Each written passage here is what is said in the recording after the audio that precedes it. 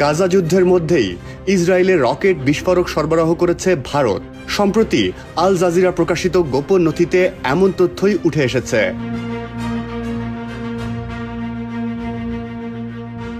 ভারত যে ইসরায়েলে অস্ত্র সরবরাহ করছে এই বিষয়টি প্রথম সামনে আসে গাজার নুসেইরাত শরণার্থী শিবিরে জাতিসংঘের আশ্রয় কেন্দ্রে ইসরায়েলের বোমা হামলার পর। ক্ষেপণাস্ত্রের ধ্বংসাবশেষের ভিডিও থেকে দেখা যায় এই বোমার কিছু উপাদান ভারতে তৈরি হয়েছিল। আল জাজিরার হাতে আসা নথিপত্র বলছে, গাজার বিরুদ্ধে যুদ্ধ শুরুর পর থেকে ভারতীয় অস্ত্র পাচ্ছে Israel.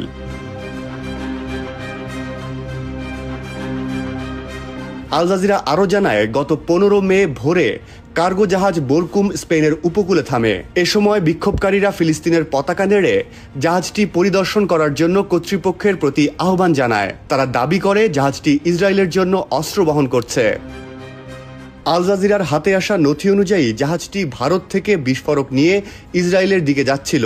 Solidarity network against the Palestinian অকুপেশনের তথ্য মতে বোরকুমে 20 টন রকেট ইঞ্জিন, বিস্ফোরক চার্জ সহ 15.5 টন রকেট, 1500 কেজি বিস্ফোরক পদার্থ এবং 740 কেজি চার্জ এবং কামানের প্রপেল্যান্ট ছিল।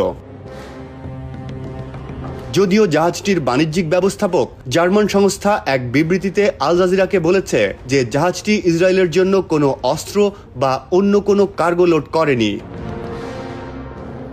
গত 6 জুন গাজার নুসেইরাত শরণার্থী শিবিরে জাতিসংঘের আশ্রয় কেন্দ্রে ইসরায়েলের বোমা হামলার পর কুদস নিউজ নেটওয়ার্ক ইসরায়েলি যুদ্ধবিমানের জোড়া ক্ষেপণাস্ত্রের অবশিষ্টাংশের একটি ভিডিও প্রকাশ করে।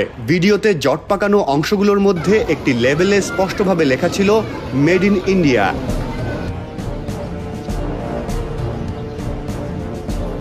ভারতীয় গণমাধ্যমের তথ্য অনুযায়ী 2018 সালের ডিসেম্বরে ভারতীয় বহুজাতিক হোল্ডিং সংস্থা আদানি এন্টারপ্রাইজ লিমিটেডের প্রতিরক্ষা শাখা এবং ইসরায়েলের এলবিট সিস্টেমস হায়দ্রাবাদে Adani Elbit unmanned Arial vehicles complex উদ্বোধন করে।